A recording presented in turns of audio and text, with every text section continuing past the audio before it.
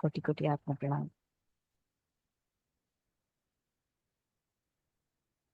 इस पुस्तक का लेखक अरुणा मैडम को, सी अरुणा मैडम को, और इस पुस्तक के जरिए हमें बहुत सारा ज्ञान देने वाले इस 40 मास्टर्स को कोटि कोटि आत्म प्रणाम और हृदय पूर्वक धन्यवाद।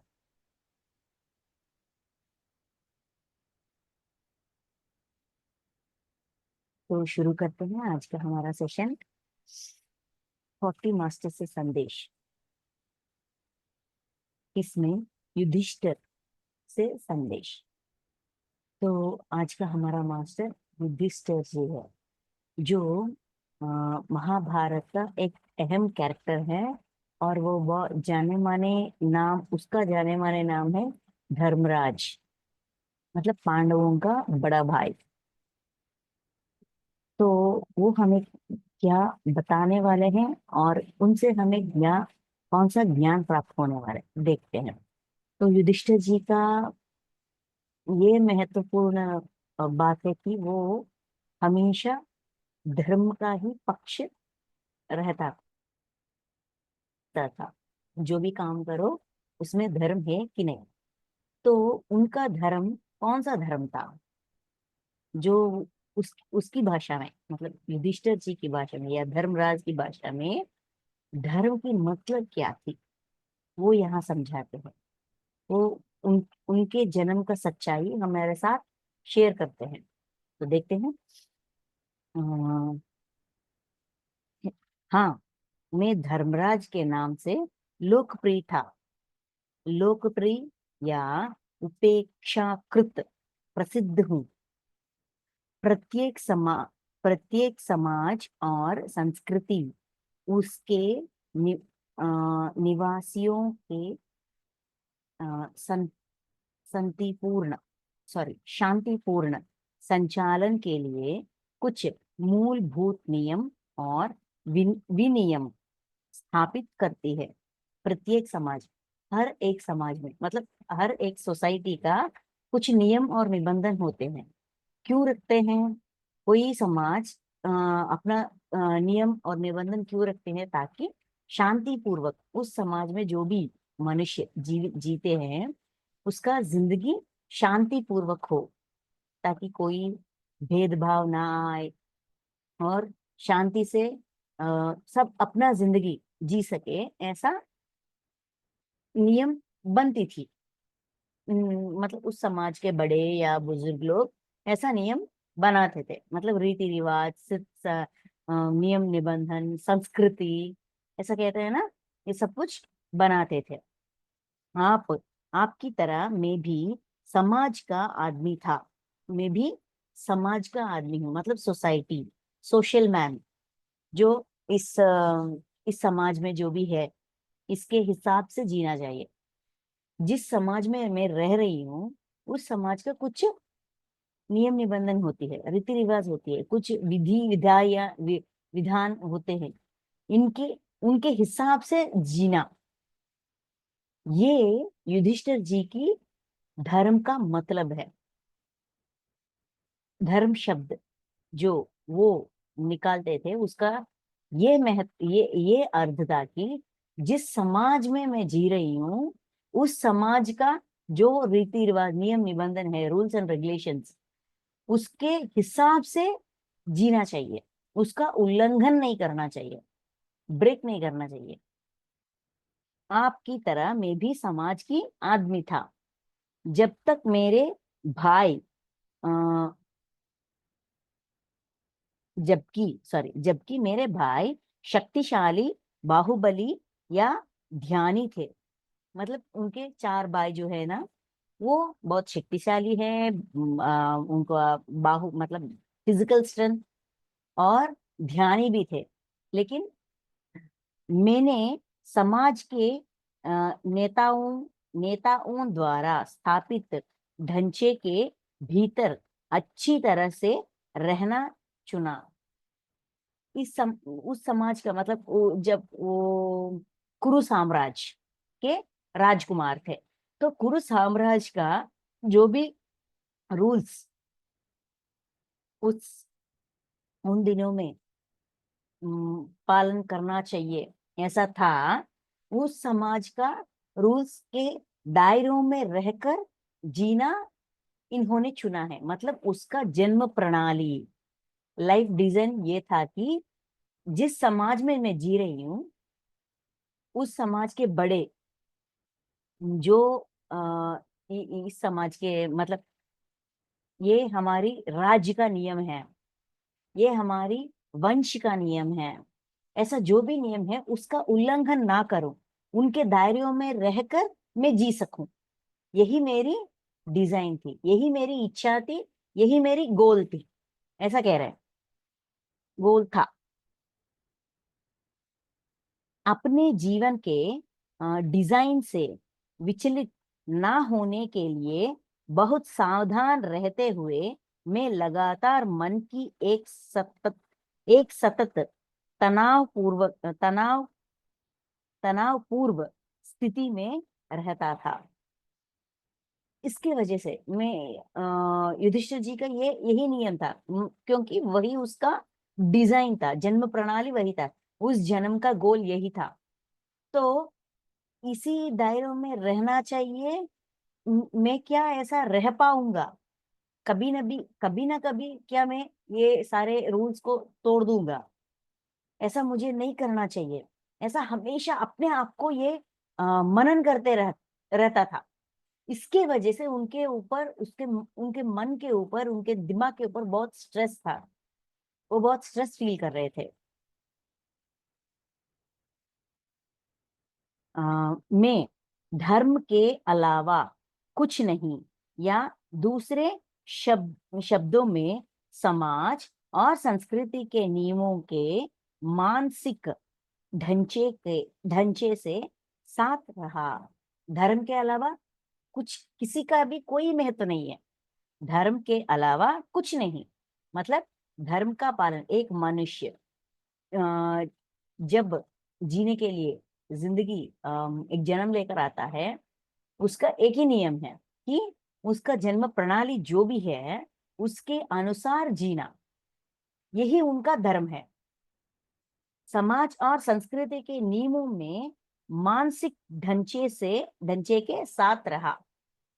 तो जो भी उसका उस स्थिति का रूल्स एंड रेगुलेशन था, उसको फॉलो करना मेरा दायित्व है, यही मेरी रिस्पॉन्सिबिलिटी है। वो वैसा मानते थे। मतलब सोशल लाइफ, जैसे कि सामाजिक धर्म। हमारे वंशी सर कहते थे, एक मनुष्य का 3 धर्म होते हैं। खुद का, सेल्फ, खुद का धर्म, और सोसाइटी, सामाजिक धर्म, और तीसरा है विश्व धर्म। ये 3 धर्म होते हैं। तो इसका मतलब क्या है? खुद का धर्म मतलब मेरी इच्छाएं, मेरी रूल्स एंड रेगुलेशंस। मतलब मुझे ये अच्छा लगता है, मुझे ये चाहिए, मुझे वो चाहिए, मैं ऐसा हूं, मैं वैसा हूं, मैं वो, मुझे वो पढ़ना चाहिए, मुझे ऐसा जिंदगी चाहिए। ये सारी मेरी इच्छा है। मतलब rules that I frame for my self. मैं खुद के लिए जो भी सेट ऑफ रूल्स फ्रेम करती हूँ, वो मेरा खुद का स्वयं धर्म, स्वधर्म होती है। ठीक है। नेक्स्ट नेक्स्ट आता है सामाजिक धर्म। मतलब जिस सोसाइटी में मैं रह रही हूँ, वो घर हो सकती है, ऑफिस हो सकती है, गांव हो सकती है, शहर हो सकती है, जो भी सोसाइटी, कंट्री, देश, राष्ट्र, भाषा, ये सब कुछ सोशल, सोसाइटी का धर्म, सामाजिक धर्म। जिस समाज में मैं रह रही हूँ, उस समाज के हिसाब से रहना मेरा धर्म होती है। और तीसरा होती है विश्व धर्म, जो सबसे ऊंची, सबसे ऊपर और सबसे महत्वपूर्ण धर्म होती है। ठीक है। तो यहाँ स्वधर्म, मेरा खुद का पर्सनल धर्म। जब तक मैं सिंगल हूं, किसी, मतलब किसी की बेटी बनकर, किसी की बेटा बनकर ऐसा हूं, तब तक मेरी इच्छा चलती है, क्योंकि माँ बाप वो चलने देते हैं। ठीक है बाबा, तुम जो कह रहे हो ठीक है, कुछ ऐसा होता है।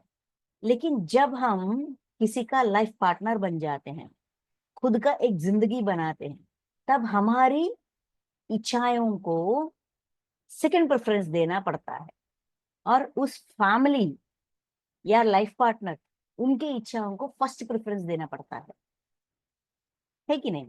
बदल जाती है, सिचुएशन बदल जाती है। खुद के धर्म से ऊपर होती है सोसाइटी, सामाजिक धर्म। तो विश्व धर्म क्या है? विश्व धर्म ये कहती है कि यूनिवर्सल ट्रूथ, विश्व का जो भी नियम है उसका पालन करना चाहिए, जो भी हो, जैसा भी हो, जैसा भी सिचुएशन हो, यूनिवर्सल रूल्स फॉलो करना चाहिए।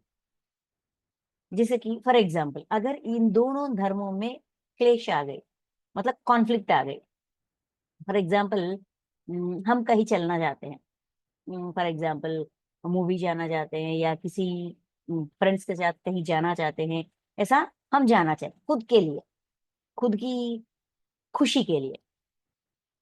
हमारी फैमिली फैमिली का कुछ नीड्स होते हैं, तो जिन दिनों में, मतलब मे बी 2 days 3 days और 1 day और 2, ऐसा जिन दिनों में हम बाहर जाना चाहते हैं, हमारे घर में कोई हमारी रिस्पॉन्सिबिलिटीज होते हैं ना, जिम्मेदारियां, जिम्मेदारियों को कोई दिक्कत ना आए, उनके सुख सुविधा जो भी है उसका देख रेख करके, उसको कोई दिक्कत ना हो ऐसा सेट करके जाना चाहिए। अगर फैमिली में किसी का कोई प्रॉब्लम है या ऑफिस में किसी का कोई प्रॉब्लम है, हम जा नहीं पा रहे हैं क्योंकि वहां हमारी जरूरत है, तो हमें क्या करनी चाहिए? खुद की धर्म को जिताएं या सामाजिक धर्म को जिताएं? तो हमें सामाजिक धर्म को जिताना चाहिए, उसका महत्व देनी चाहिए। First preference social rules, society को देनी चाहिए। ठीक है, अगर सामाजिक धर्म और विश्व धर्म में क्लेश आ गए, कॉन्फ्लिक्ट आ गए, फॉर एग्जाम्पल हमारे ऑफिस के लोग या हमारे घर के लोग, हमारे अपने कुछ हिंसा करने के लिए आगे बढ़ रहे हैं, जैसे कि किसी का बुराई चाह रहे हैं, या किसी को पीटने के लिए, या किसी के ऊपर जोर जोर जबरदस्ती करने के लिए, या नॉनवेज खाने के लिए लगातार कोशिश कर रहे हैं, लगातार वही सही है ऐसा कह रहे हैं, तो हमें क्या करनी चाहिए? विश्व धर्म को जितानी चाहिए और सामाजिक धर्म को हरानी चाहिए, कहना चाहिए। वो लोग सुनेंगे कि नहीं हमें नहीं पता, इसका रिजल्ट क्या होगा हमें नहीं पता, लेकिन हमारी राय किस तरह होनी चाहिए, हमारी सोच किस चीज को जिताने में होनी चाहिए, वो हम पर निर्भर होती है। तो हमें कहनी चाहिए, अरे यार जो भी तुम करना चाहते हो ना, वो ठीक नहीं है, वो सही नहीं है, वो हिंसा पूर्वक है, तुम्हें नहीं करनी चाहिए। ढीठ से कहना चाहिए।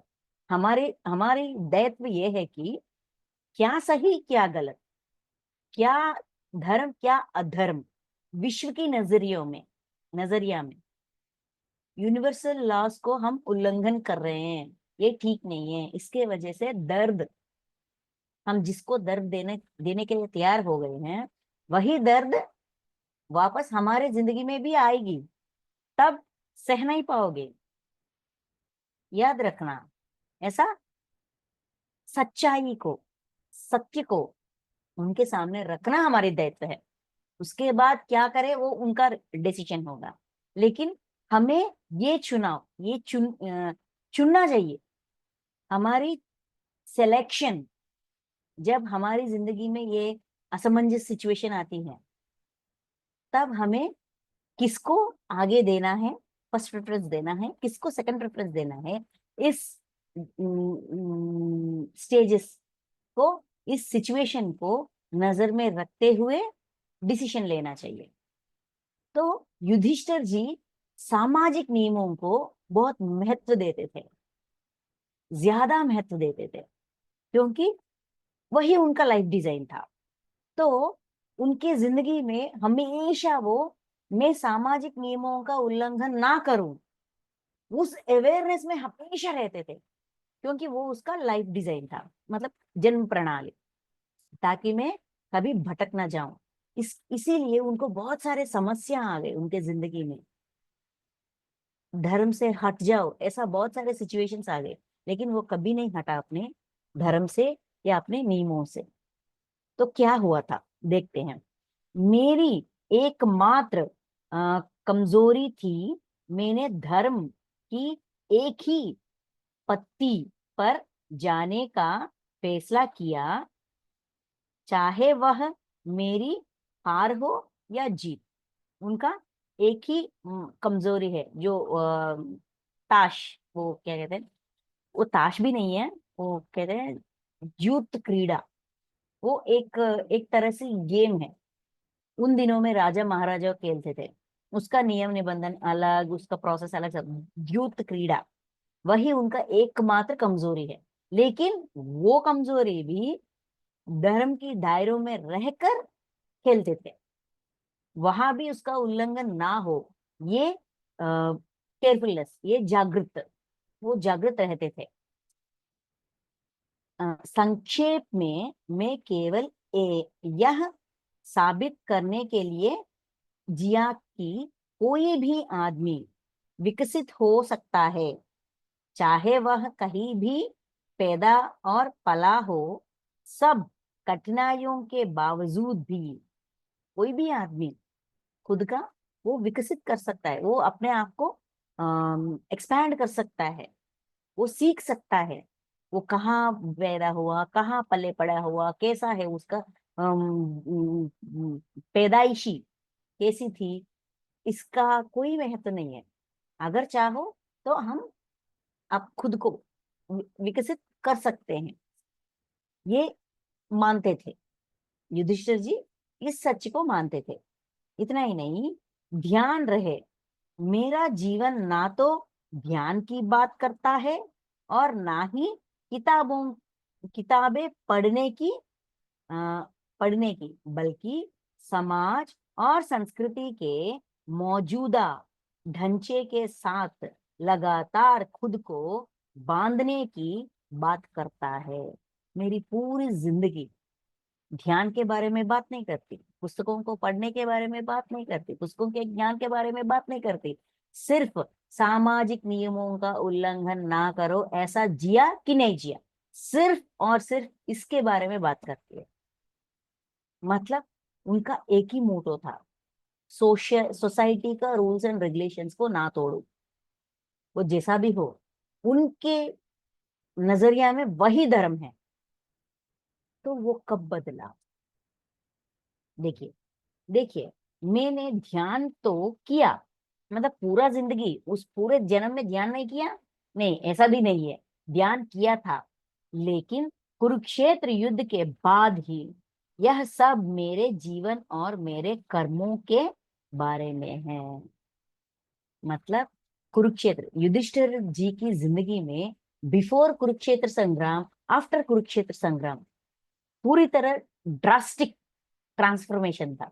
मतलब कुरुक्षेत्र संग्राम के पहले वो सिर्फ सामाजिक धर्म का पालन करता था, सामाजिक धर्म को जानना, पहचानना और उनके पालन करना, उनका उल्लंघन ना करना, यही उनके जन्म की यही उनका वन रूल फॉर लाइफ। लेकिन कुरुक्षेत्र संग्राम के बाद वो ध्यान करने लगे, अपने अंदर झांकने लगे और अपने अंदर की आत्मा को या जीवात्मा को जो भी ज्ञान चाहिए था वो सब कुछ तब वो सीखने लगे। सीखते हुए मतलब यूनिवर्सल रूल्स, इस विश्व का नियम, आध्यात्मिकता, स्पिरिचुअलिटी, सोसाइटी का रूल्स बहुत पढ़ लिया, जान लिया, पहचान लिया, निभा लिया, हो गया। अभी खुद के, मतलब इस विश्व का जो भी मैं हिस्सा हूं, मेरी आत्मा है, खुद का उद्धार करने के लिए मुझे यहाँ भेजा है, तो मैं क्या कर रहा हूं, तो उसके बारे में तब उन्होंने कुरुक्षेत्र संग्राम के बाद ध्यान करना सीखा, खुद के बारे में जानना सीखा, अपने कर्मों को देखना सीखा, और इतना इतना अच्छी तरह से उन्होंने साधना की ताकि आखिरी उनकी आखिरी जर्नी, जो कहते हैं ना स्वर्गारोहण, फाइनली जब ये 5 भाई और द्रौपदी स्वर्गारोहण करने के लिए जाते हैं, वही इस फिजिकल बॉडी से स्वर्ग स्वर्ग में जा पाते हैं। सब लोग एक एक जगह गिर जाते हैं, लेकिन इस शरीर से, मतलब इस भौतिक शरीर से युधिष्ठिर जी स्वर्ग सशरीर से स्वर्ग में जा पाते हैं। तो हमारे इनसे हम क्या सीख सकते हैं?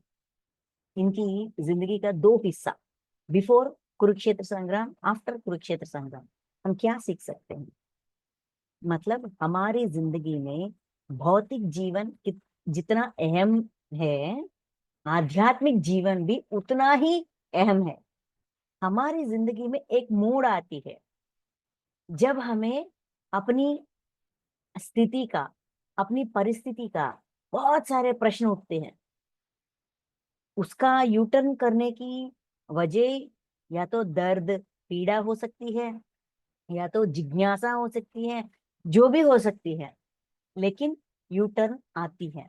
वहां से हमारी जिंदगी कुछ नए मोड़ लेती है। हम समाज को नकारते नहीं, जिंदगी को नहीं नकारते, फैमिली को नहीं नकारते, लेकिन खुद को भी अपनाते हैं। खुद का उद्धार भी मेरा ही दायित्व है। इस समाज और हमारी पूरी फिजिकल लाइफ को एक बेस, जैसे कि इसके इसके ऊपर निर्भर होकर हम अपनी आध्यात्मिक जीवन में, जीवन का क्या कहते हैं, कर्टन रेजर करते हैं और आगे बढ़ते हैं। तो ये दोनों हमारे लाइफ में बहुत महत्वपूर्ण है। फिजिकल लाइफ और स्पिरिचुअल लाइफ दोनों को एक समान देखना और एक समान जीना और एक समान अपनाना एक मनुष्य का, मानव का दायित्व है। ये सिखाते हैं युधिष्ठिर जी अपनी उस जन्म को लेकर हमें एक्सप्लेन कर रहे हैं। तब अरुणा मैडम एक प्रश्न पूछती है। 13 साल मतलब 13 ईयर्स, वो लोग 12 ईयर्स का अरण्यवास और एक साल का अज्ञातवास करते हैं ना। 12 साल का अरण्यवास और 1 साल का अज्ञातवास करते हैं, मिलकर 13 साल। 13 साल के वनवास के दौरान आपकी क्या गतिविधियां थी, और उस दौरान कृष्ण की क्या भूमिका थी? तो ये 13 साल अरण्यवास और अज्ञातवास का इस समय का आप लोगों ने कैसा बीता है, कैसे जिए हैं, इसके बारे में मैं जानना चाहता हूँ, जानना चाहती हूँ, ऐसा अर्ना मैडम पूछ रही है। तो युधिष्ठिर जी कहते हैं, वनवास के 13 वर्षों के दौरान हमारी गतिविधियां मुख्य रूप से कौरव परिवार के विभिन्न सूक्ष्म अभिलेखों को इकट्ठा करने और उन पर हमला करने के लिए ठोस आधार खोजने में शामिल थी। मतलब ये 13 वर्ष वनवास के 13 वर्ष, ये 13 ईयर्स, उनका प्लानिंग यही था कि कौरवों के बारे में पूरी तरह से पता करना। मतलब किसकी इच्छा क्या थी, किसकी स्पेशलिटीज, जैसे कि कौन कौन से विद्या में, कौन युद्ध विद्याओं में भी तरह तरह की विद्या है। मतलब एरोस, धनुर्विद्या, गदा विद्या, ऐसा टाइप्स ऑफ। तो कौन कौन से विद्या में स्पेशल है, और किसको कैसा हम हरा सकते हैं, और कौन सी किसकी सोच कैसे होती है, उस सोच के अनुसार हम उसको कैसे डिफीट कर सकते हैं। पूरी तरह पूरा प्लानिंग था, प्लान कर रहे थे, क्योंकि 13 वर्षों के बाद जरूर युद्ध होगा। क्योंकि ये लोग मानने वालों में से नहीं है। हम पूछेंगे, अगर उन्होंने सही रास्ता अपनाया और हमारा जो है हमको वापस लौटाया तो ठीक है, अगर नहीं तो क्या करेंगे, क्योंकि उस 13 वर्षों के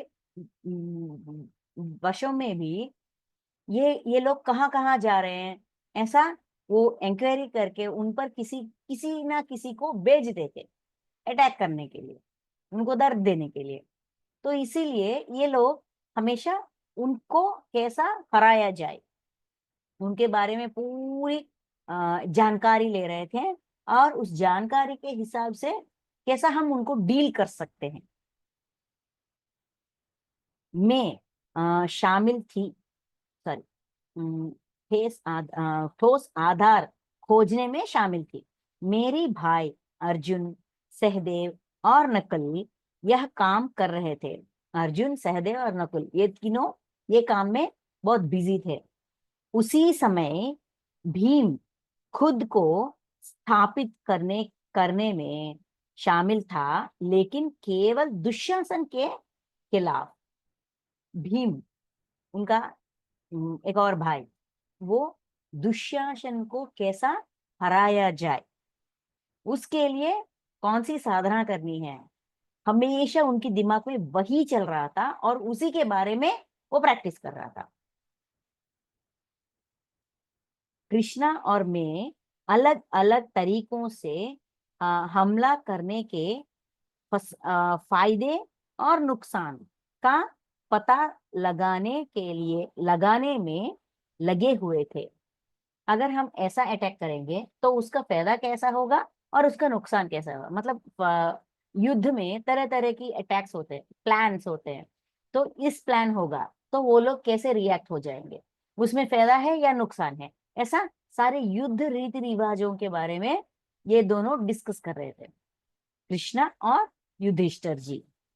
कृष्ण जी और युधिष्ठिर जी, यह 12 वर्षों तक यह 12 वर्षों तक लगातार ध्यान करने की बात नहीं थी।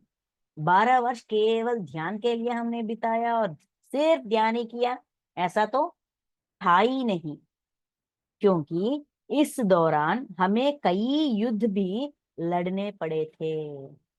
ये 12 वर्षों में इनको बहुत सारे युद्ध भी लड़ने पड़ते थे, क्योंकि किसी ना किसी को उलझा कर, किसी ना किसी को उकसा कर इनके ऊपर भेज देते। ये लोग वनवास कर रहे थे, जो कौन से राज्य में जा रहे हैं, कौन से राज्य का वन में जा रहे हैं, वहां कौन से लोग हैं, उनको कैसे उकसाए और वो लोग आकर इन पर कैसा हमला करे। और इतना ही नहीं, दोस्तों को बनाने के लिए या किसी का स्नेह पूर्वक हाथ बढ़ाने के लिए, और अगर उन्होंने नहीं माना तो उन पर युद्ध करना, ऐसा ये काम भी करते थे। मतलब उनके हिसाब से उनके लिए क्या सही था वो कर रहे थे, अपना काम कर रहे थे, क्योंकि युद्ध करना पड़ा, युद्ध लड़ने पड़े थे। हमारा जीवन केवल ध्यान के लिए नहीं था,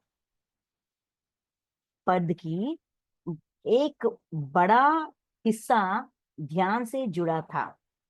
यद्यपि सिर्फ ध्यान के लिए हमने जन्म ले ली, लेकिन हमारे जीवन का बड़े हिस्सा ध्यान से जुड़ी थी।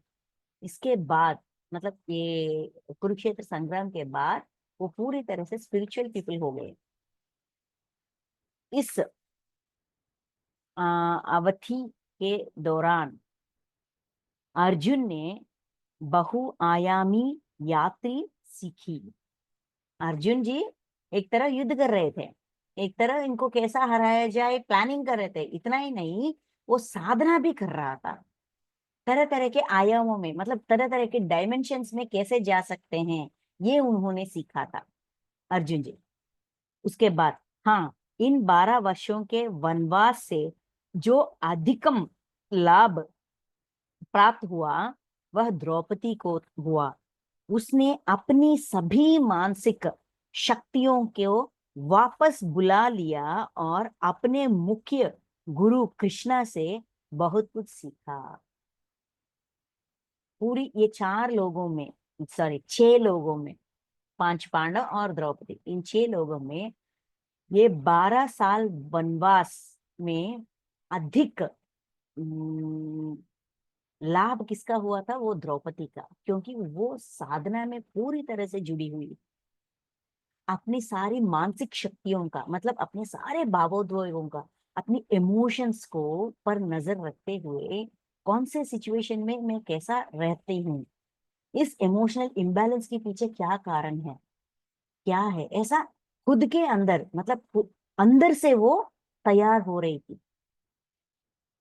अपने इमोशंस को, अपने भावोद्वेग को, अपने अर्शद वर्गों को समझकर उस पर नियंत्रण, उसको कैसे, वो क्यों ऐसा उथल पुथल है, क्यों इम्बैलेंस में है, वो सच्चाई को, अब खुद की सच्चाई को ढूंढ ढूंढ कर देखना और उसको सही करना, उसको बैलेंस में ले आना, वो काम कर रही थी अपने गुरु के देख रेख में, मतलब कृष्णा, श्री कृष्ण जी को वो अपना गुरु मानती थी, उनके डायरेक्शन में, उनके मार्गदर्शन में वो खुद को, खुद का उद्धार करने में लगी हुई थी, अपना समय को एक क्षण भी वेस्ट नहीं किया था।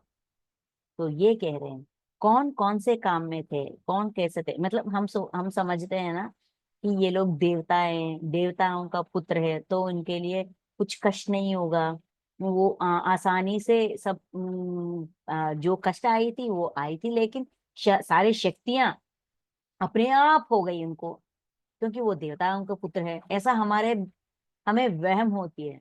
ये लोग कह रहे हैं हम भी साधारण मनुष्य के तरह, हमने अपनी प्लानिंग कर रहे थे, युद्ध करने की सीख रहे थे, कौन कैसा है, ये करेंगे तो क्या होगा, क्या प्लस होगा, क्या माइनस होगा, ये सब कुछ सारे यहाँ युधिष्ठिर जी एक और सच्चाई हम हमारे आगे रख रहे हैं, जैसे कि जो भी हो, मानव जन्म लेकर आए हो तो उस जन्म का पूरा लाभ उठाओ, जो सीखने के लिए, जो बनने के लिए, जो हमारी जो भी परिस्थितियां हैं, उन परिस्थितियों में रहकर हम कुछ भी बन सकते हैं, जो चाहे बन सकते हैं, आगे बढ़ सकते हैं, दिव्यत्व को अपना सकते हैं, या असुरत्व को भी अपना सकते हैं, लेकिन हम क्या हो रहे हैं, किस डायरेक्शन में हमारे जिंदगी को बिता रहे हैं, जी रहे हैं, वो हमारी हाथों में है। कोई भी सिचुएशन उसका कोई अम, रोकता नहीं है, रुकावट नहीं है, एक परिस्थिति अगर आ गई तो वो सिखाने के लिए ही आई है, तो उन परिस्थितियों को अंदाज में रखते हुए हमें क्या सीखना है, वो हमें गौर से परख कर समझना चाहिए, तभी हमें समझ में आएगा, तभी हम उसको हासिल कर सकते हैं, उस स्थिति तक हम जा सकते हैं। हमारा जिंदगी भी ऐसा ही था, ऐसा, ये सच्चाई हमारे आगे रखकर युधिष्ठिर जी हमें ये ज्ञान देते हैं।